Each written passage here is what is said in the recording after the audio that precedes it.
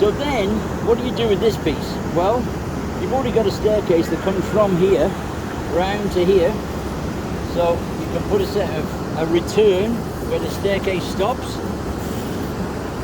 Scrape off the loose sand here.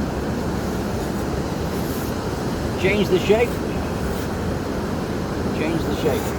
Because we don't want our sandcastle looking like the bucket that it came from. So then this staircase is going into this building, which means you can put a door here. But before that, you can do this and go the other way. Then a lot of people do this. They leave this big lump. No, wrong. Take it off.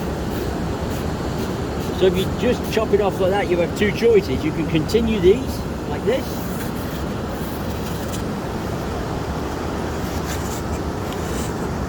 Or you can make rocks on it, so it's completely up to you.